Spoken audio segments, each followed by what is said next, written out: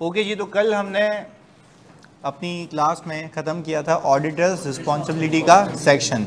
अच्छा, तो हम इस क्लास का आगाज़ कुछ इस तरीके से करेंगे कि हम एक एक बंदे से एक एक रिस्पॉन्सिबिलिटी पूछेंगे, इसको छुपा के। सही है? तो प्लीज़ कोई किसी की हेल्प नहीं करेगा।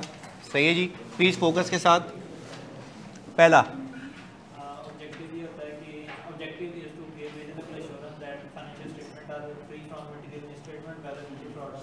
Very good. दूसरा explanation of material. What is material? And what if I ask you what is material?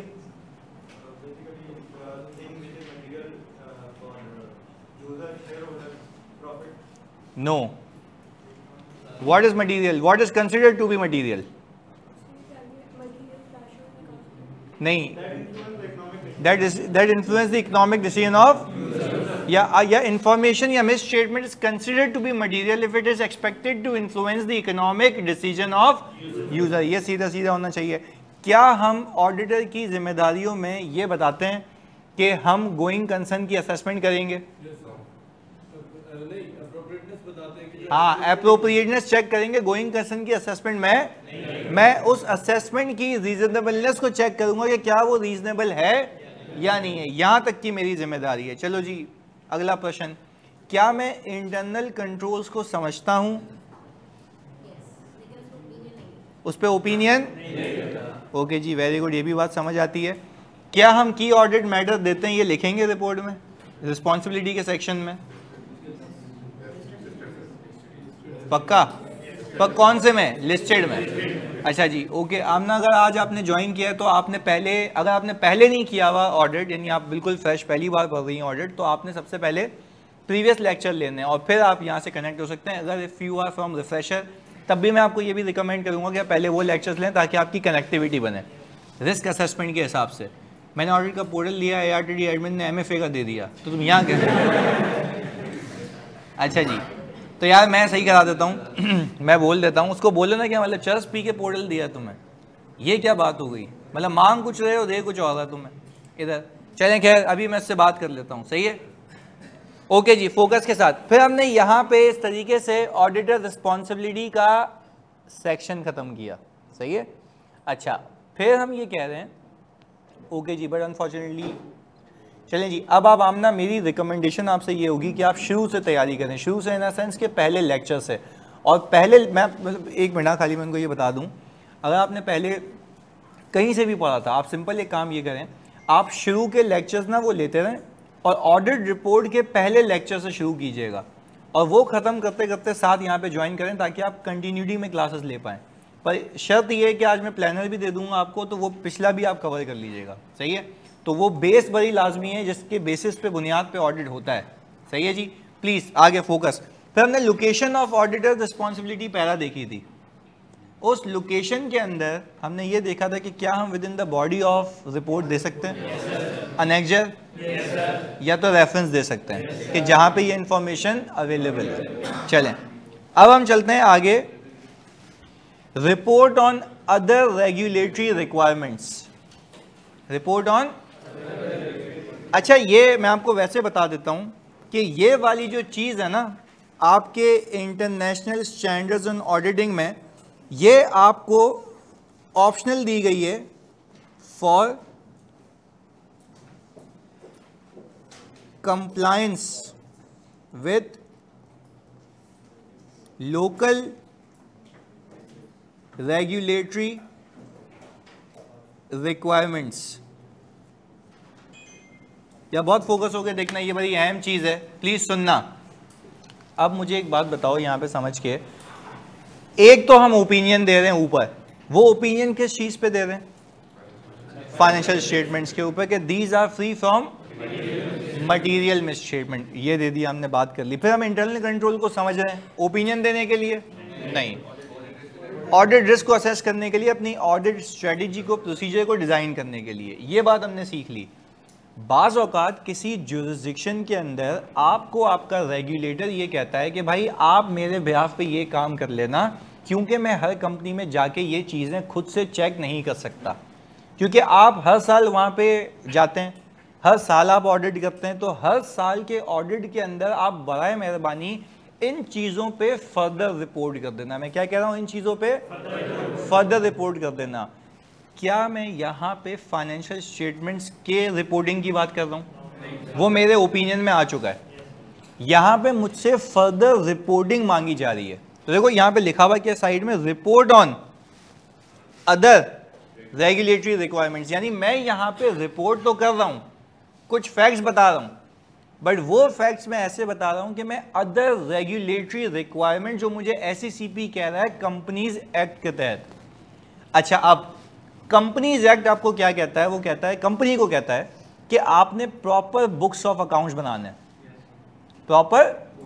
अच्छा, अब जरा हम उसकी बात कर लेते हैं। प्रॉपर बुक्स ऑफ अकाउंट्स का मतलब क्या है? प्रॉपर बुक्स ऑफ अकाउंट्स का मतलब जो बच्चे हैं ना मिस इंटरप्रेट करते हैं फाइनेंशियल स्टेटमेंट से, जो कि गलत है। वापस सुनना, प्रॉपर बुक्स ऑफ अकाउंट्स का मतलब फाइनेंशियल स्टेटमेंट्स नहीं है। अब एक एक करके बात कर लेते हैं। हमने इंटरनल कंट्रोल के अंदर, आपको याद होगा, हमने ये देखा था, प्लीज फोकस होके, कि आप बनाते हैं फिक्स एसेट रजिस्टर, सही है, जिसमें एसेट टाइप आता है। वैसे ही हम जरा डिस्कस कर लेते हैं कि एसेट का टाइप है कि भाई ये है कंप्यूटर इक्विपमेंट। फिर एसेट की डिस्क्रिप्शन आती है। अच्छा, एसेट के डिस्क्रिप्शन में कि भाई वो लेनोवो का लैपटॉप है, कौन सा है। अच्छा, फिर उसकी डेट ऑफ एक्विजिशन, फिर उसकी कॉस्ट आती है। ये सारी चीज़ें यहाँ पे लिख भी लेते हैं आगे हम सही से। हमने कहा डेट आती है, फिर उसकी एक्विजिशन कॉस्ट आती है डेट के बाद, और फिर हम कहते हैं कि उसका कस्टोडियन कौन है। याद है टैगिंग होती है, ये कस्टोडियन हो गया। अच्छा, कस्टोडियन के बाद यहाँ पे आता है डेप्रिसिएशन फॉर द ईयर,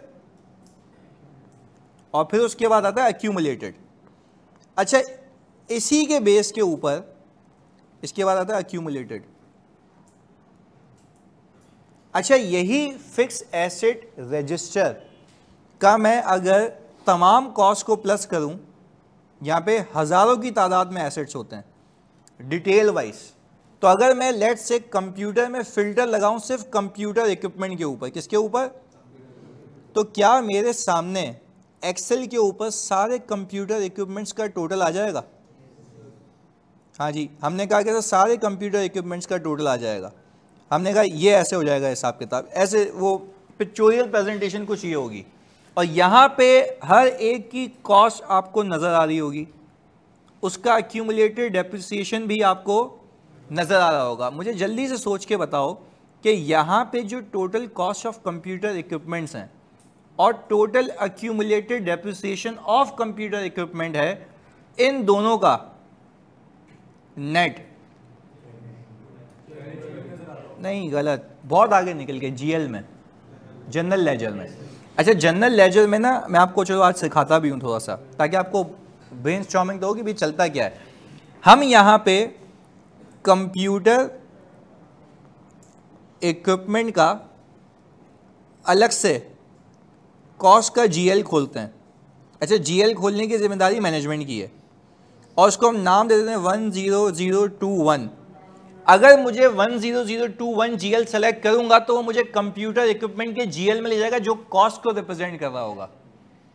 ये कॉस्ट मेरे इसके फिल्टर से मैच होनी चाहिए, अदरवाइज मेरे फाइनेंशियल स्टेटमेंट सही नहीं है। मैं आपसे पूछूं, आपके फाइनेंशियल स्टेटमेंट्स जीएल से बनते हैं? जीएल किससे बनते हैं? आप बोलेंगे बुक्स ऑफ अकाउंट से। किससे बनते हैं?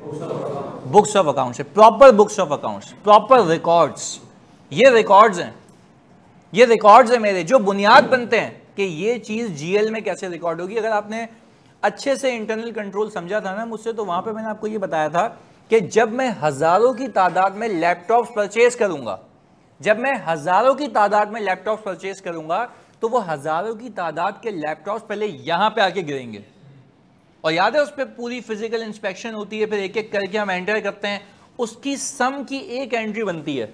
कहां पे? जीएल में। अब अगर जीएल के अंदर मैं हजारों एंट्रियां पार्क करूंगा ना, दिमाग खराब हो जाएगा। या तो सिस्टम ऑटोमेटेड इस तरीके से बने हुए होते हैं कि आप जैसे ही यहाँ पे सारे एफआईआर में एंटर करेंगे ना, वो ऑटोमेटिकली जीएल से लिंक्ड होता है, वहां पे ऑटोमेटिक एंट्रीज पार्क हो रही होती हैं। बट ये जो अभी मैं पीडीसीएल का ऑडिट कर रहा हूँ ना, जिसके ऊपर मैंने सिर्फ पीपीई के ऊपर, किसके ऊपर, 48 कंट्रोल्स आइडेंटिफाई किए हैं, 48 सिर्फ पीपीई के ऊपर। मेरी टीम का दिमाग खराब हो गया था, वो मुझे 4 दिनों से रिव्यू करवा रहे थे, पीपी नहीं खत्म हुआ। पहले मैंने उनसे पूछा कि भाई बताओ पीपी, क्योंकि उनकी तो सीडब्ल्यूआईपी भी बहुत होता है ना, कि पूरी साइड बनती है, लाइंस बिछाई जाती हैं, सारी चीज़ें। तो मुझे तो अच्छा, मैंने उनसे out of the way question पूछ लिया, मुझे एक बात बताओ यार, ये जो ओवरहेड्स एलोकेट होते हैं वो कैसे होते हैं? वो बच्चा वहाँ तंग हो गया, बोला ये तो क्लास में भी नहीं पढ़ा। सीधी सी बात है ना भाई। मैंने कहा आप अगर साइड बना रहे हैं तो साइड पे ओवरहेड्स भी तो एलोकेट हो रहे हैं। तो मैंने तो अपने ऑडिटर का दिमाग चलाया कि मेरा रिस्क ये है कि चलो सही है, बाकी सब तो तूने मुझे बता दिया। वो बच्चा खुश भी हो गया कि यार 4 दिन लगा के चलो जान छूटी, कंट्रोल पूरे हो गए। मैंने कहा सब हो गया, ये बताओ ओवरहेड्स एलोकेशन पे कंट्रोल किया है? तो बोला सर ओवरहेड्स की कैलकुलेशन के बेसिस मुझे पता है, वो रिव्यू करता है, वो अप्रूव करता है। मैंने कहा नहीं नहीं नहीं, ये कंट्रोल कहाँ है कि अगर मैं हेड ऑफिस पे बैठे हुए बंदे की सैलरी यहाँ क्यों एलोकेट कर रहा हूँ, वो कितना % यहाँ पे काम कर रहा है, ऐसे तो मैं अपने एक्सपेंसेस को आराम से बचा के क्या कर दूं, कैपिटलाइज। अच्छा वो भी टीम भी चौंक गई पूरी, वो पूरे रूम में बैठे हुए बोलने यार ये तो अलग ही आएगा गेम, ये तो अलग ही रिस्क है। मैंने कहा ये वो रिस्क है। जब मैंने पूरा समझा ना, मैंने कहा मैं 4 दिन से तुमसे सुन रहा था और मैं अपने इनपुट दे रहा था कि चेंज करो चेंज करो चेंज करो चेंज करो। फिर जब मुझे पूरा मैंने साइकिल देख ली ना, एक व्यू आ गया मेरे पास, मैंने बोला यहाँ मसला है। अब जाहिर सी बात है वो एक्सपीरियंस से आता है। मुझसे कोई भी रिव्यू करने आएगा ना अगर अकलमंद बंदा, तो वो मुझसे बोलेगा सब सही है, तूने कंट्रोल बेहतरीन आइडेंटिफाई किए में, ओवरहेड्स पे क्या कंट्रोल है? अच्छा वो दोस्तों बोला ओवरहेड्स का क्या मतलब? मैंने कहा भाई जो इलेक्ट्रिसिटी लग रही है, अच्छा उसमें मैंने ये भी देखा कि जो इलेक्ट्रिसिटी लग रही थी ना, स्पेसिफिक एरिया की इलेक्ट्रिसिटी तो वहीं लगेगी ना, उसको क्यों बाकियों पे एलोकेट कर रहे हो? तो उन्होंने एक फार्मूला बनाया हुआ था, सारे ओवरहेड्स को प्लस करो, हर एक प्रोजेक्ट की कॉस्ट पे प्रोपोर्शनेटली ब्रेक कर दो। मैंने कहा अगर किसी प्रोजेक्ट के ऊपर कोई महंगा एसेट आ गया तो उसको तो एलोकेशन ज्यादा हो जाएगी, तो क्या ये एलोकेशन की बेसिस रीजनेबल है? मैंने वहीं पकड़ लिया, मैनेजमेंट यहाँ फंस गए। मैनेजमेंट बोल दिया भाई ये तो अलग ही गेम आ गई। इसको हम कहते हैं एस्टिमेट्स में खेलना। किस में खेलना? और जहां पे एस्टिमेट ज्यादा होते हैं वहां पे रिस्क आपका भाई वहीं पहुंच गया। हमने बोला अब आ जाओ। अब हमने बात की, अब टीम को लगा दिया कि अब ये पहचानो कि पहले एस्टिमेट्स ये कैसे, किस तरीके से, बेसिस क्या है। हमने बोला कैलकुलेशन तो बाहर में गई ना, कंट्रोल है। उसने कंट्रोल क्या बना के दिया हुआ पता है? वो कंट्रोल है भी कि एक बंदा रिव्यू करता है कि कॉस्ट इतनी लगी। मैंने कहा भाई वो सब साइड में, मुझे रिस्क ये है कि ये कैपिटलाइज होना चाहिए या नहीं होना चाहिए, मुझे ये प्रूफ करो। मुझे ये बताओ कि इसमें अगर 10,000 बंदे के ओवरहेड्स यहाँ पे सैलरी आ रही है तो वो 10,000 के 10,000 बंदे क्या काम करते हैं, मुझे जस्टिफाई करो। वहाँ अभी ये बात फंस गई है। तो कहने का मतलब ये कि ओवरऑल समझाने का मतलब ये कि रिस्क असेसमेंट प्रॉपर होनी चाहिए। खैर coming back to the point, यहाँ पे हाँ मैं तुम्हें एक कहानी, अभी तो असल में बात, ये कहानी ये सुना रहा था कि जब हम इसके कंट्रोल देख रहे थे ना, तो वहाँ पे क्या होता है, जैसे ही एफएआर में कोई बंदा एंटर करता है ना, मैंने उससे पूछा जीएल में हो सकता है कि एफएआर में आ रही हो, जीएल में?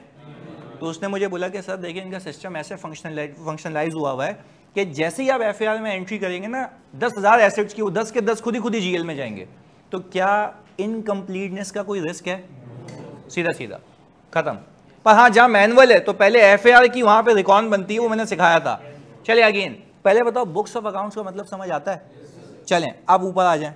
वो कह रहा है proper books of accounts have been kept by the company as required by the. तो भाई प्रॉपर बुक्स ऑफ अकाउंट्स आप खुद बताएं, अगर नहीं बनेंगे तो क्या जीएल कंप्लीट होंगे? नहीं। अच्छा एक मजे की बात है, आपसे अगर ये रेगुलेटर ना भी पूछे ना, आपने तो फिर भी ये काम किया होगा, वरना आपके फाइनेंशियल स्टेटमेंट सही कैसे होंगे? नहीं यही बात समझ। आप मैनेजमेंट आपको कह रही है, मैं असर्शन दे रही हूं, मैं असर्ट कर रही हूं, मैं दावा कर रही हूं कि मेरी चीजें एफएस में कंप्लीट हैं, तो तुम लोगों ने इस पर कंट्रोल टेस्टिंग नहीं की होगी, समझा नहीं होगा, सब्सटेंटिव प्रोसीजर नहीं किए होंगे, सब किए होंगे। वो तो सिर्फ रेगुलेटर की मस्ती है कि मैंने क्योंकि उन पर जिम्मेदारी लगाई है। आप मुझे चेक करके बता देंगे प्रॉपर बुक्स ऑफ अकाउंट्स क्या उन्होंने बनाए हुए या नहीं बनाए हुए। अच्छा ऐसा भी हो सकता है, ऐसे हमने 10,000 जगहें देखी हैं, सुनना मेरी बात, हम क्लाइंट पे गए, उनका फिक्स एसेट रजिस्टर सही नहीं बनाया हुआ, उनका फिक्स एसेट रजिस्टर सही तरीके से नहीं बना हुआ। अच्छा तो आपने कहा सर ये तो फिर आपको सबूत कैसे मिला? हमने फिर अपनी टीम को लगाया, हमने बोला कि भाईजान फिर एक एक करके काम करो, वेरीफाई करो एसेट्स, तो हमने वापस से वेरीफाई की चीज़ें बैठ के कि पूरी ट्रांजैक्शन उठाई, ज़्यादा टीम लगाई और सही है वो मैनेजेबल था। पर मैंने यहाँ पे लिखा इधर proper books of accounts have not been kept by the company, opinion modify हो गया, सबूत नहीं मिला, मिला एविडेंस सही है, एफएस सही है, पर जिस एफएस जो बने हुए ना जिस अकाउंट्स के बेस के ऊपर, अच्छा अब ये कह रहे हैं कि सर कैम में नहीं आएगा, देखो कैम में तो तब आएगा जब सिग्निफिकेंट रिस्क होता, सिग्निफिकेंट ऑडिटर अटेंशन होती। तो हमने कहा कि यार अगर मुझे रिस्क नहीं दिखा पर फिर भी मैंने मैनेज कर लिया, एविडेंस ले लिए अदर सोर्सेज से, तो हमने कहा सही है। अच्छा लेट्स से मैनेजमेंट ने गंदी संदी वर्किंग की हुई है कि टकाटक कैलकुलेट हुए हुए, पर हमें उसको समझने में थोड़ा सा टाइम लगा, बट हो गया मैनेज। क्या बुक्स ऑफ अकाउंट्स बने हुए, प्रॉपर बने हुए? यहाँ बता दो, proper books of accounts have not been kept by the company. Simple, ये इसलिए कहा गया कि भाई इंसानों की तरह तुम अगर प्रॉपर बुक्स ऑफ अकाउंट्स बनाओगे तो तुम्हारे एफएस भी बिल्कुल सही बनेंगे, क्योंकि यहीं से ही डेरिवेशन होती है। ऐसे ही है, ये पहला ऑडिट रिपोर्ट में ही आएगा, नहीं अलग से हम चिपका के देंगे, भाई पार्ट है ना उसका यार। ये रहा report on other regulatory requirements, ये इसलिए डाला गया कि बोला गया कि जो जो ऑडिटर अपनी अपनी जुरिस्डिक्शन में बैठा हुआ है अपनी अपनी चौरंगी खुद संभाल ले, ऊपर की चीजें फिक्स हैं। क्या हो सकता है कि चाइना की रिपोर्ट दे रहे हो तो क्या वहां पे अलग रिक्वायरमेंट हो सकती है? अब पता चले तुम चाइना में इंशाल्लाह चले गए ऑडिट करने के लिए, तो तुम्हें बोला गया, तुम बोल रहे हो प्रॉपर बुक्स ऑफ अकाउंट, तुम्हें वहां पे पार्टनर बोला भाई क्या है, बोला सर अदर रिपोर्टिंग, बोला भाई यहाँ पे तो नहीं है, नहीं है तो नहीं है, नहीं देना यहाँ पे। पर कहने का मतलब है ये जो रिक्वायरमेंट्स है ये एडिशनल है, तभी तो मैं क्या पे लिख के आ रहा हूँ, report on other regulatory requirements. अच्छा सबसे पहले आपको ये कह रहा है एसईसीपी कि भाई मुझे ये लिख के बताना, देख के बताना, तुम ऑडिटर हो, तुमने तो ऑडिट किया होगा डिटेल में, मुझे ये देख के बता देना कि क्या प्रॉपर बुक्स ऑफ अकाउंट्स उन्होंने रखे हुए थे या नहीं रखे हुए थे। फिर आगे सुनो, फिर बोलता है ये लिख के देना स्टेटमेंट ऑफ फाइनेंशियल पोजीशन मतलब बैलेंस शीट, ऐसा है भाई। फिर कह रहा है पीएनएल, अदर कॉम्प्रिहेंसिव इनकम, और इनकम एंड एक्सपेंडिचर अकाउंट कब होगा? जब एनपीओ होगा। Statement of changes in equity and statement of changes in cash flows together with the notes thereon, notes भी हमारा पार्ट होता है। ओके जी, फिर ये देखो drawn up in conformity with the Companies Act and are in agreement with the, अच्छा अब जिसने FAR 2 नहीं किया हुआ ना उसके लिए कहानी है यहाँ पे, वो कह रहा है कि ये जो फाइनेंशियल स्टेटमेंट्स बने हुए ना ये लिख के दो कि ये कंपनीज एक्ट की रिक्वायरमेंट को भी पूरा कर रहे हैं, क्योंकि कंपनीज एक्ट आपको कहता है कुछ मजीद डिस्क्लोजर देने के लिए, जैसे कि PPE के ऊपर यानी प्रॉपर्टी प्लांट एंड इक्विपमेंट है, उस पर आप IFRS में क्या करते हैं, opening accumulated depreciation, opening cost, addition, disposal. हमें लॉ ये कहता है, लॉ की मस्ती ये है, कंपनीज एक्ट की मस्ती ये है कि वो कहता है मुझे ये बताओ कि ये जो लैंड आपकी बिल्डिंग में आ रही है या तो ये बिल्डिंग्स आ रही हैं आपके एफएस में, ये कहाँ सिचुएटेड है, कितने एकर्स पे मुश्तमिल है। अब ये किसकी रिक्वायरमेंट है? तो वो यही कह रहा है कि have been drawn up in conformity with the Companies Act, जो एडिशनल रिक्वायरमेंट्स हैं कंपनीज एक्ट की वो भी पूरी हो चुकी हैं। तो यहां लिख के दे देना, क्योंकि भाई मैं खुद जाके नहीं चेक कर रहा, आप लिख के दो। और यकीन करो जब कोई डिस्क्लोजर मिस होता है ना, तो आपको मजे की बात बताऊं कि नोटिस कंपनी को बाद में जाता है, पहले हमें आता है। You have failed to identify this disclosure and you have written that these financial statements have been drawn up in conformity with the Companies Act। तो हम कहते हैं कि यार आप ही देख लेते, फिर इससे अच्छा आपको ही जाना चाहिए था। वो बोला नहीं भाई, हमने जिम्मेदारी किसकी लगाई है? आपकी लगाई है। Report on other regulatory requirements, आप हैं जिम्मेदार, आपने क्यों लिख के दिया? फिर हम उसकी जस्टिफिकेशन देते हैं कि कोई ना कोई वजह होगी या तो मिस हो गया। अब लेट्स से एग्जाम्पल है, वो कह रहा है कि भाई ये बता दो कि आपके पास जो डिस्पोजल्स हैं वो उसमें कहता है कि डिस्पोजल अगर XYZ अमाउंट से ज़्यादा से बिके ना, कैरिंग अमाउंट, तो उसके अंदर आपको ये बताना होता है कि उसकी डिस्पोजल प्रोसीड्स कितनी थी, किसको बेचा, वो सारी चीज़ें। हर एक एसेट के लिए नहीं, जिसकी कैरिंग अमाउंट 5 लाख रुपए से ऊपर है। तो हमने एक आध मिस कर दिया होगा या कभी मिस हो गया, तो फिर हम उसकी जस्टिफिकेशन बनाते हैं टोपी ड्रामे करके कि भाई ये 5 लाख से नीचे था, वो मिस प्रिंट हुआ हुआ, ये सारी चीज़ें। और नहीं करता तो हम कहते हैं सॉरी हो गया। हाँ रीजनेबल एश्योरेंस तो है, पर वो कह रहा है कि जो चीज़ें तुम डिस्क्लोजर बना रहे हो उसके लिए तो तुम खाली फिल्टर लगाना है ना, फिल्टर में तो मिस नहीं हो सकता ना, मतलब फिल्टर में तो 100% पिक होगा। वेरिफिकेशन में आप कह सकते हैं कि सैम्पलिंग है, पर रिपोर्टिंग में तो सैम्पलिंग नहीं है ना। रिपोर्टिंग में तो आप सारी चीज़ें लेके आएंगे, तो फिर आप उसको बोलते हैं कि यार गलती हो गई थी, माफ़ कर दो, अगली बार नहीं होगा, या तो फिर आपके पास जस्टिफिकेशन होती है ना देने की, कुछ होते हैं डिस्प्यूट इस पर। खैर, कहने का मतलब ये है कि आपने इस पर बड़ा फोकस करना है आगे। अच्छा, वापस अगर याद कर लें, पहली चीज़ क्या थी? प्रॉपर बुक्स ऑफ अकाउंट बने हुए। दूसरी क्या है कि इन कन्फर्मिटी विद कंपनीज एक्ट बने हुए और प्रॉपर बुक्स ऑफ अकाउंट्स के तहत बने हुए। अच्छा, ये फजूल बात लिखवाई उसने, उसके तहत ही बनेंगे ना, हम तो वेरीफाई भी ये कर देते हैं, पर कहता है आप लिख के दे दें, क्योंकि लॉ की रिक्वायरमेंट है कि बुक्स ऑफ अकाउंट्स प्रॉपर होने चाहिए और उसी बुक्स ऑफ अकाउंट्स के तहत एफएस बनने चाहिए। तो बोले तुम लिख के दे दो। हमने कहा सही है भाई, लिख के देते, हम तो वेरीफाई वैसे भी करके बैठे हुए हैं। आगे जी, कंपनीज एक्ट में बोले मैं, बिल्कुल आईएफआरएस वाले तो भाई, तो आईएफआरएस वाले और कंपनीज एक्ट वाले दोनों ऊपर चेक कर चुका हूं। वो मुझे कह रहा तुम लिख के दे दो, लिख के दे दो कि भाई तुमने ये सब किया हुआ है। हमने कहा सही है भाई, लिख के दे देते हैं, क्योंकि फ्रेमवर्क में कंपनीज एक्ट भी तो आता है, फाइनेंशियल रिपोर्टिंग में आता है ना, तो हमने तो वैसे ही देखा हुआ है, हम सिर्फ यहाँ पे कंफर्म कर रहे हैं लफाजी के साथ। सही है। आगे फिर वो कह रहा है investments made, expenditure incurred and guarantees extended during the year were for the purpose of company's business। इसको समझने के लिए भी एक कहानी होती है, सुनना।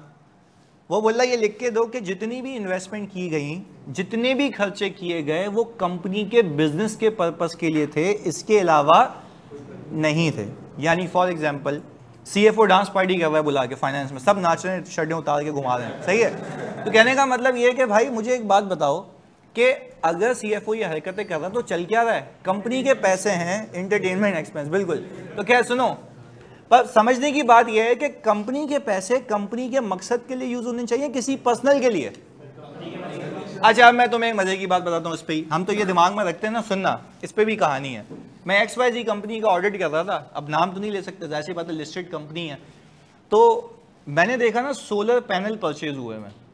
अच्छा, यूजुअली कोई भी सीनियर मैनेजर डायरेक्टर लेवल का बंदा ना इतना डिटेल में नहीं घुसता, हमें मस्ती है थोड़ी सी, हम देखते हैं, क्योंकि बच्चों से मैं डायरेक्ट इंटरेक्ट करता हूँ फर्म में, बीच की लेयर हटाता हूँ ताकि उसको थोड़ा सा खौफ है कि अगर बीच की लेयर से फारिग भी हो गया ना तो वो देख लेगा, तो बच्चा पे इंसान का बच्चा बन के काम करता है, क्योंकि ऐसी बात है, एग्जाम्पल भी वैसी सेट करता हूँ मैं फर्म में। सुनना, हमने पूछा, उससे बुला लिया, अब ऐसी बात है वो आ गया, उसने बोला यार पीपी ये तो है, रिव्यू तो करा लूँगा। प्रॉपर्टी प्लांट एंड इक्विपमेंट लोग क्या करते हैं पता है, एडिशन देख ली, डिस्पोजल देख लिया, डेप्रिसिएशन रिकैलकुलेट कर लिया, कहानी खत्म। यही होगा ना भाई, जो खरीदा उसकी इनवॉइस देख ली, जो बेचा उसकी प्रोसीड्स देख ली, देख लिया किसको बेचा, सारी चीजें, वो सारी चीजें हो गई। सही है, कोई मसले वाली बात नहीं है। हमने कहा आ जाओ भाई, हमने बोला भाई ये एडिशन है ना, खोलो कौन कौन से टाइप की एडिशन है, उसको याद नहीं, वो फुल एसी में उसको पसीने आने लग गया। वो बोल रहा यार ये क्या पूछ रहा है, वैसे एडिशन में देख के बता दो। मैंने कहा तुम्हें याद नहीं है, तुमने ऑडिट किया है ना, तुम्हें पता होना चाहिए कि किस किस नेचर के एसेट आए। हमने कहा सही है भाई, देख ले, खोल ले। उसने एडिशन की लिस्टिंग खोली, फिल्टर, मैंने कहा फिल्टर खोल, मैं एक एक करके कैटेगरी देख रहा। तो पहले आ रहे थे मोबाइल फ़ोन, इसे समझने के लिए। मैंने कहा ये किसके लिए, क्यों लिया है? बोला सर ये देखना होता है क्या? तो मैंने कहा भाई मतलब मोबाइल आ रहा है, बोला सर इनवॉइस देख ली मैंने, मोबाइल तो कंपनी में आ रहा है ना। मैंने कहा तुम्हें कैसे पता? एग्जिस्टेंस चेक की? तो बोलता है एग्जिस्टेंस, मैंने कहा असर्शन है ना। बोला सर ऐसे तो ऑडिट किसी ने नहीं सिखाया। सही है ना? मैंने कहा मुझसे नहीं पढ़ा ना, फर्क है इधर। खैर वो तो बहुत पहले की बात बता रहा हूँ, अभी तो मार्केट में भाई भाई है। सुनो इधर, समझने की बात ये है कि मैंने कहा एग्जिस्टेंस बता, कैसे? ये फाइनल उसने मुझसे पढ़ा, पास हो गया। सुनो आगे, समझ आ गई ना उसको कि गेम अलग है। आगे सुनो, वहाँ अभी तक चलती है वो तो, देखो साथ साथ है ना इधर। खैर अब मुझे एक बात बताओ, समझ कहानी सुनना, वो जैसी बात है इनिशियल ईयर है उसका। मैंने कहा जा देख के आ। अच्छा उसको कैसे पता किसके पास पड़ा हुआ मोबाइल? FAR में टैगिंग होती है, ओनर होता है। अच्छा अब ये भी तो छोटी चरस गया वहाँ पे, बोला मोबाइल दिखाओ। अबे भाई, अच्छा वो कंप्लेन भी आई मेरे पास, बोला यार आपके बच्चे आके यूँ बोलते मोबाइल दिखाओ, मतलब ये कोई तमीज़ है? अबे मैंने कहा, मैंने उसको कहा था फिजिकल एग्जिस्टेंस देख के, ये थोड़ी ना कोई जेब से निकाल ले। सही है। खैर अब वो गया, उसने बोला भाई प्लीज़ आप मोबाइल दिखा दे। मैंने कहा दिखा दो यार भाई इसको। उसने टैग देखा, IMEI नंबर था, उसने मैच कर लिया। बोला साहब सही है। मैंने कहा चल आ जाइए, तो मोबाइल हो गया, आ जाओ आगे चलते हैं। पर्पस ऑफ कंपनीज बिजनेस, सही है, ये बात समझिएगा। आगे फिर मैंने देखा सोलर पैनल आ रहे हैं। अच्छा अब मैं जब ड्राइव करते हुए आता था ना क्लाइंट से, तो मुझे उसकी छत पे कुछ दिखता नहीं था। भाई सोलर पैनल कहाँ लगाऊंगा, ज़मीन पे, छत पे लगाऊंगा ना। तो ये ऑब्जर्वेशन ऑडिटर की, पता नहीं अब दिमागी ऑडिट वाला है या क्या मज़ा आता है इसमें, तो खैर है। अब वो ऑब्जर्वेशन चल रही होती है ना, ऑब्जर्वेशन भी एक प्रोसीजर है, आप नज़र रखें इस पर। मैंने कहा कि भाई सोलर पैनल, तो बोला सर इन लोगों ने लगाया ना, तुमने देखा है? बोला सर हाँ। मैंने कहा कहाँ लगा हुआ है? तो बोला छत पे लगा होगा। मैंने कहा चलते हैं दोनों। कंधे पे हाथ डाल के मैं ले गया ऊपर, वाकई ले गया। मैं बच्चे को जो समझ रहे थे, मैं ले गया इधर। खैर पूरी टीम भी साथ थी, हम सब चले गए, सही है। तो हम गए छत पे, सुनना, हमने देखा सामने कि यार ये जो आपके पास सोलर पैनल है कहाँ है? मैंने उसको बोला जा देख, ढूंढ, नहीं दिख रहा। मैंने कहा प्लेटें होती हैं, प्लेटें देख, कहीं छुपा के रखी हुई होंगी, उस पर कपड़ा चढ़ा हुआ होगा, उठा कपड़े को देख कहाँ है। तो बोलता है कि सर पता नहीं कहाँ है। मैंने कहा तुमने मुझे झूठ क्यों बोला कि तुमने देखी है? मैंने कहा जब मैं ड्राइव करते हुए आता हूँ मुझे छत पे नहीं देखा, तेरे को कैसे देखा? सही है। खैर उसने बोला सॉरी सर। अच्छा उसकी वहाँ पे हालत बंद हो गई। अब उसने ये तो सोच लिया ज़िंदगी में कभी झूठ नहीं बोलूँगा इससे। मैंने कहा या तो तुम इतने कॉम्पिटेंट हो जाओ कि तुम्हें घुमाना आता हो, सही है ना, या तो तुम्हें पता हो ना कि बोलना है तो फिर उसके अल्फाजों का चुनाव क्या होगा। मैंने कहा तुम्हारी जगह मैं अपनी आर्टिकल्स में तो मैं बोलता सर मैंने देखा नहीं है, मैं देख लेता हूँ, तो मैं देख के बता देता, खत्म हो जाती कहानी। मैंने कौन सा तुम्हें डांटना है? मेरे को, मेरी तो एक्सपेक्टेशन भी ये, तुम तो अभी बच्चे, तुम सीखोगे। अब तुम देख रहे हो ऑडिट डिटेल कितना है कि यार तुम एक एक जड़ पे पहुंच रहे हो कि मकसद क्या है उसका। अच्छा बाद में पता लगा कि वो जो हमने प्लेटें मंगवाई हुई थी सोलर पैनल की, वो डायरेक्टर के घर पे लगी हुई हैं। डायरेक्टर के भाई, वो तो गवर्नेंस के लिए बैठा हुआ है। तो गवर्नेंस के लिए क्या इलेक्ट्रिसिटी उसके घर में लाजमी है? नहीं है, कंपनी का काम नहीं करता। तो हमने बोला चलो सही है, अब मुझे बताओ कि आपकी पॉलिसी है कंपनी की, क्या आप ये कंपनी डायरेक्टर को देगी? यहाँ से ये चीज़ पकड़ में आ गई कि डायरेक्टर्स जो है अनड्यू इन्फ्लुएंस के साथ कंपनी के पैसे अपने पर्सनल मफाद के लिए यूज़ कर रहा था। पकड़ में आ गया फ्रॉड? अच्छा मैंने तो खैर इस investments made and expenditure incurred was for the purpose of companies business, तो मैंने सोचा भी नहीं था खैर, पर मैं तो अपना ऑडिट प्रोसीजर कर रहा था। पर कहने का मतलब ये है कि आप मुझे एक बात बताएं, क्या आप लोगों को इस चीज़ में, देखो तो ऑडिट प्रोसीजर अभी सिखाया नहीं है तुम लोगों को, तो मैंने खाली तुम्हें बता दिया कि वहाँ पे रिव्यू करते हुए क्या किया मैंने। तो कहने का मतलब ये कि वहाँ से ये चीज़ सामने आ गई, हाँ या नहीं? मैं तुमसे एक सवाल पूछता हूँ, क्या ये पैसे for the purpose of companies business use हुए हैं? कंपनी के बिजनेस का मतलब है कंपनी के लिए यूज होते हैं, या तो अनलेस के आप डायरेक्टर वो इतना टेक्निकल, इतनी इन्वॉल्वमेंट होती है उसकी कि आपने उसकी सहूलतों में ये भी एक रखा हुआ है कि सही है भाई ये होगा। फिर क्या ये बात निकली, सही है ना, फिर वो बाद में डिस्कवर हुआ कि यार डायरेक्टर्स ने ओवरऑल डिस्कस किया हुआ था, पॉलिसी डॉक्यूमेंटेड नहीं थी। तो अब वो सीएफओ बोल रहा है भाई तू क्या आदमी है, जंगली है क्या, मतलब तू डायरेक्टर तक पहुंच गया। अब हमने बोला सही है, अब ये पॉलिसी डॉक्यूमेंट करें, सारे बोर्ड ऑफ डायरेक्टर्स अप्रूव करेंगे। मैंने कहा जब सारे बोर्ड ऑफ डायरेक्टर्स ने अप्रूव किया, ये शेयर होल्डर तक बात जाएगी, तो शेयर होल्डर से कहा यार हमने इजाज़त दी हुई है, डॉक्यूमेंटेड नहीं है। क्या हमने रिस्क गलत पिक किया? तो ये वजह है भाई, कहानी से समझ आ गया? यानी सर देखें, अगर सोलर एज पर टर्म दिया जाएगा, तो हमने तो कहा ना अगर सोलर एज पर टर्म्स दिया गया होता तो क्या कोई मसला है? तो हमें भी यही पता लगा ना कि एज पर टर्म्स ही है, बट वो टर्म्स डॉक्यूमेंटेड, अगर डॉक्यूमेंटेड नहीं है तो मुझे तो एविडेंस चाहिए। तो अगर मेरे पास सबूत नहीं होता क्या मैं ये लिख सकता हूं? क्यों नहीं? कल को अगर मैं लिख के दे दूं कि expenditure incurred was for the purpose of companies business, SCCP खुद इंस्पेक्शन करे और वो पकड़ ले, फिर तो हम बोलेंगे ना कि हमने पूछा था, उन्होंने बोला था, हमारी एग्रीड है। एविडेंस नहीं है तो बातचीत एविडेंस नहीं है, रिटन होना चाहिए ना। बात समझ आ रही है? तो आप तो लिखते हैं ना कि आप ऑडिट रिपोर्ट दे रहे हैं ओपिनियन के बेस, ओपिनियन किस पे दे रहे हैं? एविडेंस के बेस के ऊपर, और एविडेंस वर्बल होना चाहिए, रिटन होना चाहिए। क्लियर है? पक्की बात है? चलें अब आप सुने इसको। इन्वेस्टमेंट्स मेड, जो भी इन्वेस्टमेंट हुई है कंपनी के नाम पे होनी चाहिए। यानी अगर मैं कोई और सब्सिडरी एक्वायर कर रहा हूं तो क्या वो इन्वेस्टमेंट डायरेक्टर के नाम पे होगी या कंपनी के अपने नाम पे? कंपनी के अपने नाम पे, ऐसा ही है। अच्छा भैया जो गारंटी दी जा रही है, मैं गारंटी दे रहा हूं कि यार ये कर लेगा, तो ऐसी बात है अगर मैं सब्सिडरी की गारंटी दे रहा हूं तो कंपनी के बिजनेस के लिए दे रहा हूं ना, वो सारी चीजें कंपनी के पर्पस के लिए होनी चाहिए, इसके अलावा होनी। तो एससीसीपी आपको इसलिए कह रहा है कि भाईजान फोकस ऑन दिस, कि आपने देखना है इन्वेस्टमेंट हुई हो, एक्सपेंडिचर इनकर हुए हो, गारंटी जो एक्सटेंड की गई हो कंपनी के बिजनेस के लिए हुई हो, इसके अलावा होनी नहीं चाहिए। भाई बात क्लियर है? अब एक सवाल आया चलिए जी सर, अगर ये पॉइंट वॉयलेट हो रहा हो तो हम इस पॉइंट को ओमिट कर देंगे ओवरऑल, नहीं हम इसको मॉडिफाई करेंगे ना। हम क्या लिखेंगे कि investments made and expenditure incurred was not for the companies business, बस वो नॉट लगा देंगे ना इसके आगे जी। लेता ना बिल्कुल, तो वो तो हम जब SECP में फॉर्म सबमिट करते हैं, शायद तुम लोगों को पता है नहीं पता, जब डायरेक्टर्स अपॉइंट होते हैं ना तो फॉर्म 29 जमा होता है।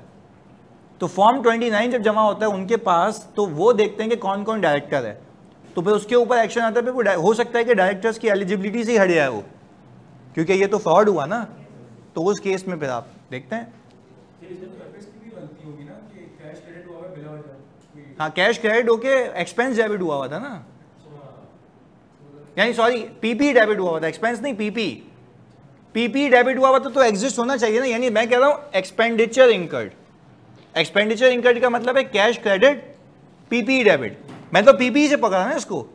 तो PP में क्यों नहीं दिख रहा, एग्जिस्टेंस क्यों नहीं है उसकी, क्योंकि वो कंपनी के बिजनेस के लिए नहीं है। तो ये जो वही एसेट हो गया कि मिस स्टेटमेंट कैसे पता है, एक एसेट आपकी किताबों में आ रहा है जो एग्जिस्ट नहीं करता, तो उसको तो वैसे ही एक्सपेंस आउट हो जाना चाहिए। इसकी सही ट्रीटमेंट क्या थी, चलो वो भी बात कर लेते हैं। इसकी सही ट्रीटमेंट ये थी कि एक्सपेंस डेबिट कैश, और ये एक्सपेंस भी दिखना चाहिए था ऑडिटर की रेम्यूनरेशन या डायरेक्टर की रेम्यूनरेशन में। तो जो डायरेक्टर की रेम्यूनरेशन है ये उसका पार्ट बन जाता, क्योंकि आपके लिए तो सीधा एक्सपेंस है ना, एसेट तो उसके लिए हो गया। तो उसने क्या किया हुआ था, अपना एसेट बनाया हुआ था, और वो ओवर द पीरियड, तो हमने उसको सिर्फ ये कहा, प्लीज सुनना, हमने सिर्फ उसको ये कहा कि भाईजान आपकी इसकी अकाउंटिंग सही करनी है, आप इसको PP से निकाल के कहाँ ले जाएं। PP में कब रहता, कंपनी के लिए होता। ये तो रेम्यूनरेशन है ना डायरेक्टर की, उसको दे दो भाई, वहां पे दिखाओ। तो आपको पता है ये आपका कंपनीज एक्ट कहता है डिस्क्लोजर दो, कि डायरेक्टर को आप किस किस मद में पैसे दे रहे हो, ताकि शेयर होल्डर और अवामुन नास देखे कि डायरेक्टर्स के पर्स कितने हैं, क्योंकि वो इन्फ्लुएंस तो कर सकते हैं ना।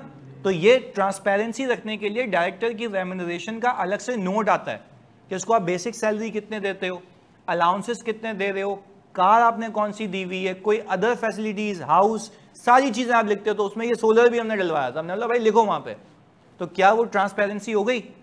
चलो तुमसे एक और बात पूछता हूँ मजे की, कि अगर हमने ये डिटेक्ट कर भी लिया, मैनेजमेंट ने अकाउंटिंग सही भी कर ली, पर मैनेजमेंट कह रही है कि हम ये as a director remuneration expense में तो दिखा देंगे, एडमिन एक्सपेंस में, बट हम इसको डिस्क्लोज नहीं करेंगे।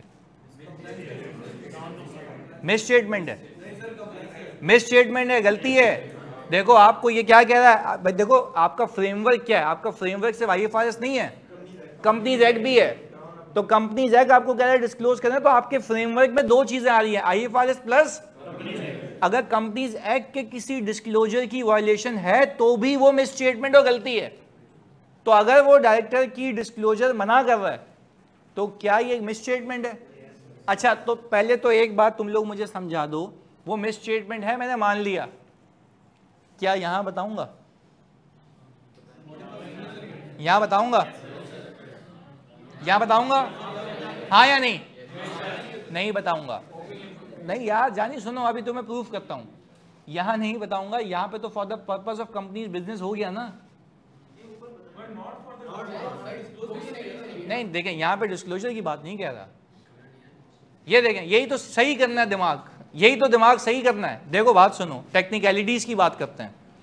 यहां पे वो कह रहा है आप मुझे सिर्फ ये बताएं कि कंपनी के पर्पस के लिए खर्चा हुआ या नहीं हुआ, हो गया, क्लियर है, एक्सपेंस बुक कर लिया उसने। अब जो वायलेशन कर रहा है ना डिस्क्लोजर की कर रहा है, तो अब जो फंड आएगा ओपिनियन में, ओपिनियन मॉडिफाई होगा, ऐसा ही है। और बेसिस पर ओपिनियन में बताऊंगा क्या, नेचर मॉडिफिकेशन के डायरेक्टर्स की रेम्यूनरेशन डिस्क्लोज करना लाजमी है एज पर कंपनीज एक्ट, और ये कर नहीं रहे क्योंकि ये ट्रांसपेरेंसी के लिए है, तो इसलिए मटेरियल समझी जा रही है, मटेरियल है ना। क्या यूजर का डिसीजन इन्फ्लुएंस नहीं हो सकता।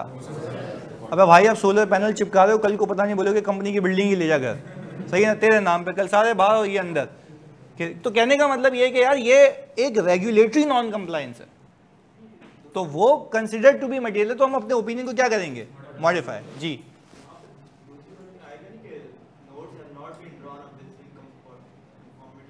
नहीं, मैं तीसरे वाली की पूछ रहा हूँ ना, वहां पे have been drawn up in conformity with the Companies Act, यहां पे मना कर दोगे पर अपने ओपिनियन को भी मॉडिफाई करोगे। क्लियर है? ये सही कह रहा है, सुनो इधर, ये बिल्कुल सही कह रहा है कि सर यहां पे जो दूसरा वाला पैरा है ना, हम यहां पे लिखेंगे thereon have been drawn up लिखा हुआ है ना, यहां पे लिखूंगा have not been drawn up, पर वो इन्वेस्टमेंट्स मेड और एक्सपेंडिचर इनकर्ड अपना सही है कि वो कंपनी के बिजनेस के लिए सिर्फ और सिर्फ उसमें जो डिस्क्लोजर है वो कंपनी एक्ट के हिसाब से नहीं है, पर ultimately it will also impact my opinion as well अगर it is considered to be material. अच्छा, यहां पे एक सवाल आया जी, sir other reporting requirement companies act में कोई मिस स्टेटमेंट जो है उसकी नेचर क्या होगी, मटीरियल और इमटीरियल? डिपेंड करता है ना आपकी जजमेंट पे। ओके जी, अच्छा भाई, मींस यहाँ अदर रेगुलेटरी रिक्वायरमेंट्स में यहाँ नॉट आएगा, बिल्कुल ऐसा ही है। Sir accumulated losses and negative, कहाँ चला गया भाई इसका? Sir accumulated losses and negative equity का क्या है? क्या लॉस जमा होकर इक्विटी खत्म कर देता है? अबे कैसी बातें कर रहा है भाई। एक्यूमुलेटेड लॉसेस का मतलब ये है कि आपके पास अब जो आपने पैसे लगाए हुए थे अब वो लॉस में कन्वर्ट हो, यानी एक्यूमुलेटेड लॉसेस का मतलब समझा देता हूँ, आपकी जो लगी हुई इक्विटी थी ना वो अब इरोड होने लगी आहिस्ता आहिस्ता, और आहिस्ता आहिस्ता आहिस्ता वो क्या हो जाएगी? जीरो। ये तो एक्यूमुलेटेड लॉसेस तो अकाउंटिंग का कॉन्सेप्ट है ना जानी। अच्छा, अब्दुल कह रहे हैं sir non compliance of law is always material. No, you need to see के उसका इंपैक्ट क्या है।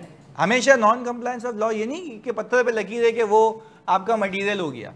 हाँ, आप अमाउंट देखें, अगर सोलर पैनल की अमाउंट जो है वो डिस्क्लोज, देखो अकाउंटिंग तो हो चुकी है, एग्रीड, मटीरियलिटी तुम्हें पता है? नहीं पता? अगर वो नॉन डिस्क्लोजर मटीरियलिटी से ऊपर है, क्या कहते हो भाई? आपने डिस्क्लोज करना है ना भाई। डायरेक्टर रेम्यूनरेशन में तो डायरेक्टर तो लिस्टेड कंपनी के साथ होंगे मिनिमम, ज्यादा भी हो सकते हैं ना। तो तुमने किस डायरेक्टर को क्या फैसिलिटी दी वहां पे तो नहीं दिख रही, वहां पे तो एक लाइन आइटम है, पर आपको नोट्स टू दी एफएस ये कह रहे हैं कि आप उसका ब्रेकअप बताएं कि उसके अंदर क्या क्या फैसिलिटी, क्या क्या बेसिक सैलरी, क्या क्या अलाउंसेस शामिल हैं। तो अगर उसमें आप एक चीज डिस्क्लोज नहीं कर रहे अलग से, अच्छा मैनेजमेंट आपको पता है क्या कहेगी? ये सवाल भी आ सकता है, मैनेजमेंट आपको कहेगी कि हम अदर अलाउंसेस के नाम से लिख देते हैं। तो डिस्क्लोज कर रहा है, कर रहा है, पर क्या अप्रोप्रिएटली कर रहा है? अभी आगे इसकी एग्जांपल्स भी बनानी है मैंने, देखिए डिस्क्लोज होना और अप्रोप्रिएटली होने में फर्क है। तो क्या अप्रोप्रिएटली डिस्क्लोज ना होना भी एक मिसस्टेटमेंट है? Yes sir. पर अब मैं तुमसे पूछता हूं, अगर सोलर पैनल 10 मिलियन के थे करीब या 10.2 मिलियन के थे, आपकी मटीरियलिटी 8 मिलियन है, मॉडिफाई क्यों? तो अकाउंटिंग तो हुई हुई है।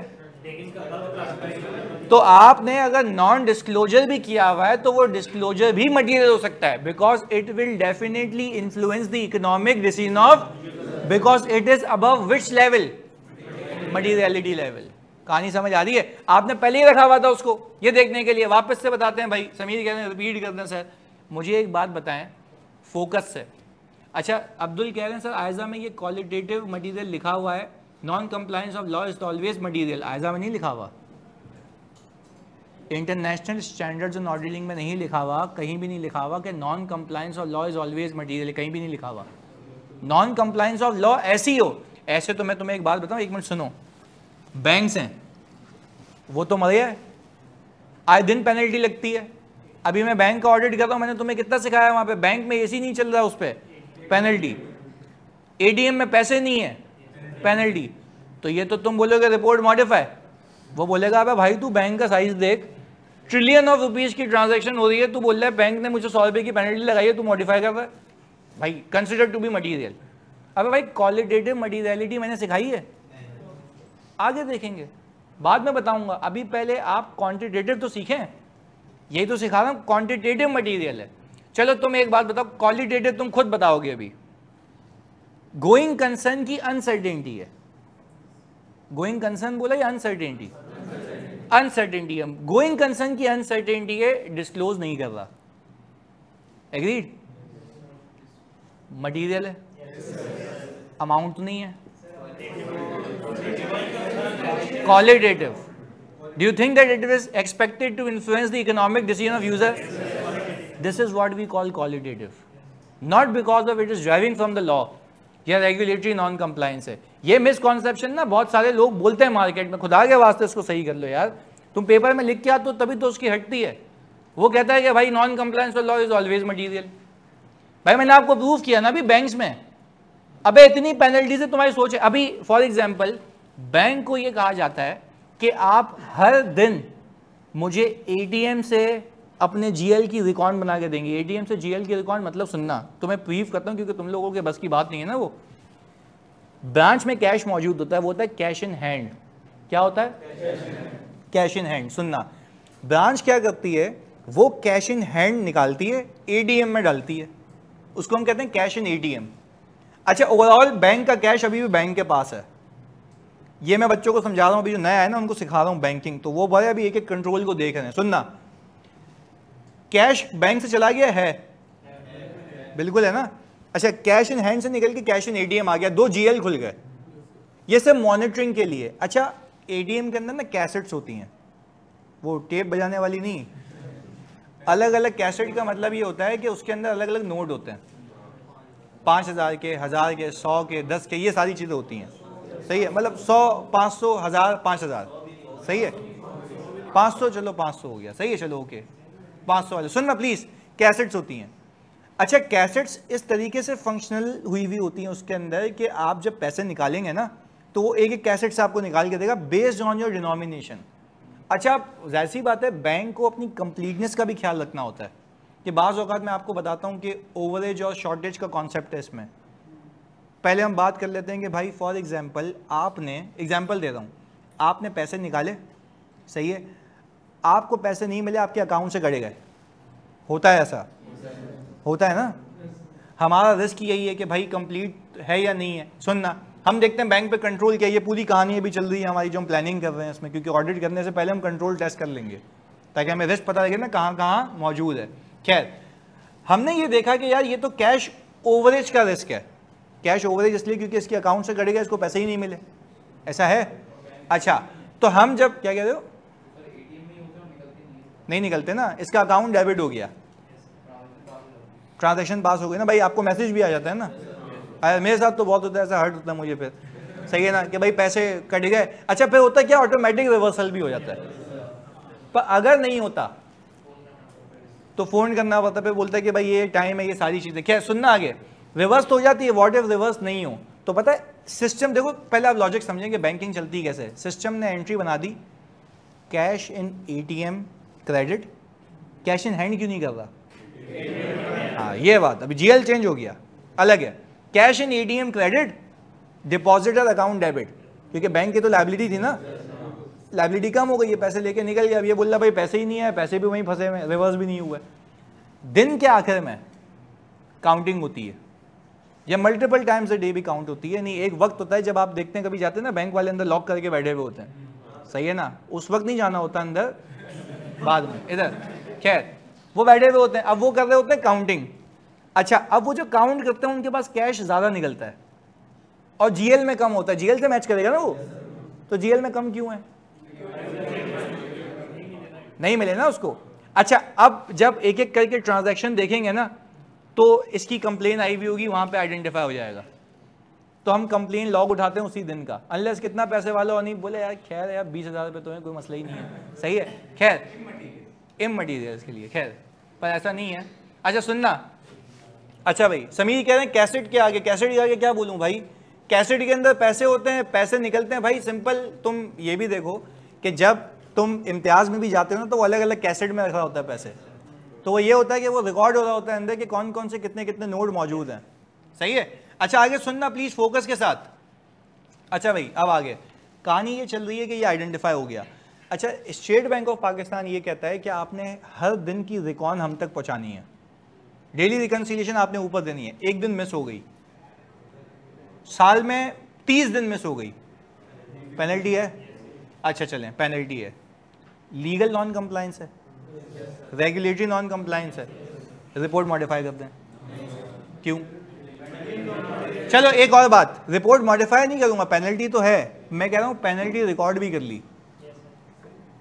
पेनल्टी अलग से डिस्क्लोज नहीं कर रहा, मिस स्टेटमेंट है, मटेरियल है, देखना पड़ेगा मिस स्टेटमेंट है, मटेरियल है या नहीं है, फिर देखना पड़ेगा। तो सिर्फ लॉ की वजह से नॉन कंप्लायंस होना डज इट मीन के वो मटेरियल है, तो क्वालिटेटिव नहीं है, नहीं है, क्वालिटेटिव नहीं है। हाँ, अब तुम मुझे बताओगे तो मजा आ जाएगा, कैपिटल एडिक्वेसी रेशियो का ब्रीच ना डिस्क्लोज करना, अब क्यों बोल रहे हो मटेरियल? दिमाग कह रहा है ना, यूजर की अंडरस्टैंडिंग के लिए लाजमी है, बात आई समझ? तो कहने का मतलब यह है कि इट विल, अगर एक मेरी 10,000 की पेनल्टी है, लाख रुपए की पेनल्टी है, मैं डिस्क्लोज नहीं कर रहा, it is not going to influence the economic decision of user if you are not disclosing capital adequacy ratio that you have breached, impact करेगा। तो क्वालिटेटिव नेचर होना भी एक जजमेंट है, और वो जैसे जैसे मेरे साथ सुनते रहोगे वैसे वैसे आ जाएगा। आप क्या आप समझ आ गया सर? बात क्लियर है? कहानी में समझ आया जी? क्या सोलर उसने मंगवाया, डिस्क्लोज भी नहीं कर रहा, मटीरियलिटी से कम है, क्या मटीरियल है? नहीं है, नहीं करोगे। हाँ, मैनेजमेंट से लिखवाओगे, फिर मैनेजमेंट से लिखवाओगे रिटन रिप्रेजेंटेशन लिख के दो, आप भी मटीरियल समझते हो, जब लिखवाओगे ना वो वहां रुक जाता है।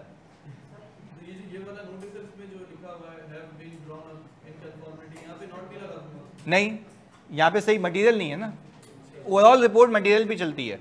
अच्छा, अभी एक सर इम्पैक्ट ओपिनियन पर भी है, अदर रेगुलेटरी रिक्वायरमेंट पे डिस्क्लोजर ना देना, भाई डिपेंड करता है, मैं वही कह रहा हूँ ना। देखो यार, मटेरियल होगा तो बताओगे, अदरवाइज नहीं बताओगे।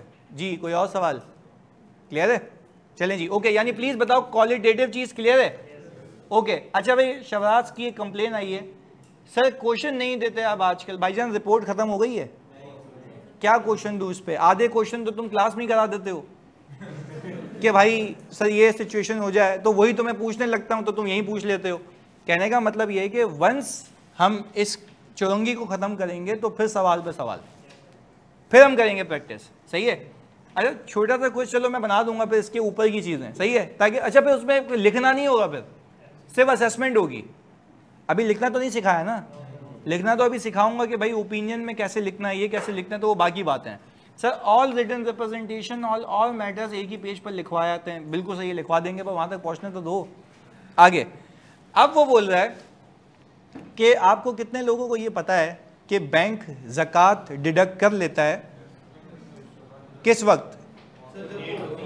डेट नहीं होती, जब आप एक महीने में पहुंचते हैं रमजान, सही है ना, तो आपकी वेल्थ का एक परसेंटेज डिडक्ट कर लेता है, सही है? हाँ, तो ज़कात डिक्लेरेशन फॉर्म होता है उसका। क्या बोलो भाई तू नहीं करी हो, मैं खुद कर लूंगा, तेरी मेहरबानी, तू नहीं काट के डाली हो वहां पे। आगे सुनो प्लीज फोकस के साथ।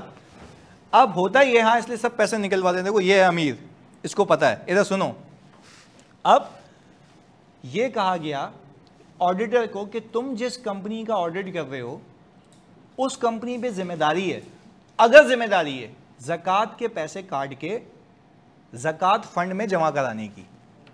अब वो कह रहा है मैं नहीं चेक कर रहा हर किसी का, तो तुम्हें एडिशनल जिम्मेदारी दे दी कि तुम, अच्छा एक अगर कंपनी है जिस पे ज़कात डिडक्ट करने की जिम्मेदारी है ही नहीं, तो हम यहां पे लिखेंगे zakat was not deductible at source.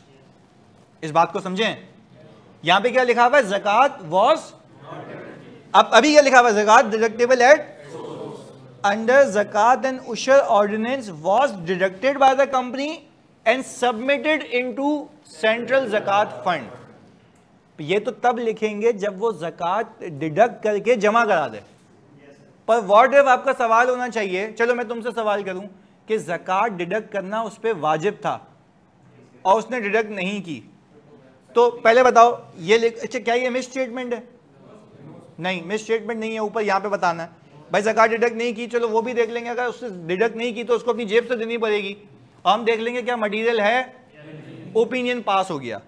इधर आ जाओ, अब मुझे बताओ क्या यहां पे मैं लिखूंगा zakat deductible at source under zakat and ushr, ये तो लिखूंगा, बस क्या वॉज, बस नॉट आ जाएगा, एंड वॉज नॉट डिपॉजिटेड, भाई ये डिडक्ट ही नहीं की, डिपॉजिट भी नहीं की। अच्छा व्हाट इफ के उसके ऊपर एप्लीकेबल ही नहीं हो, तो ऊपर zakat was not deductible at source under zakat and. अच्छा एक और मजे की बात बताऊं, जो कंपनीज डिविडेंड देती है ना उनके ऊपर भी है कि वो ज़कात काट ले, तो वो भी ज़कात डिडक्ट करके, तो आप जब ऑडिट कर रहे होंगे तो इस बात का ख्याल रखिएगा कि जो कंपनीज डिविडेंड अनाउंस करती हैं तो उनके ऊपर भी जिम्मेदारी है कि ज़कात के पैसे काट ले और वो जमा कराते। तो जिस भी कंपनी में डिविडेंड दिया जाता है तो उसमें यहाँ पे लाजमी लिखा जाएगा कि zakat was deductible at source. Source का मतलब है जब आप उसको पे करने लगे उसमें से आप काट के उसको पैसे दे दें। एग्रीड? अच्छा लेट से हमने डिविडेंड डिक्लेयर किया 100 रुपये का, तो हमने एंट्री बनाई होगी retain earning debit dividend payable. अच्छा डिविडेंड पेबल तो 100 से डेबिट होगा, उसको 90 जाएंगे, बाकी पेबल टू ज़कात फंड उससे नहीं। तो आप बोलो कि भाई मैं खुद क्यों करा दूंगा जमा, तो उसका सबूत होना चाहिए ना। सही है भाई, आपकी वेल्थ पे कट रहा है ना, अब आपकी वेल्थ के ऊपर आप ज़कात खुद जमा कराएं या कोई काट के जमा करा दे, बात एक ही है। सही है।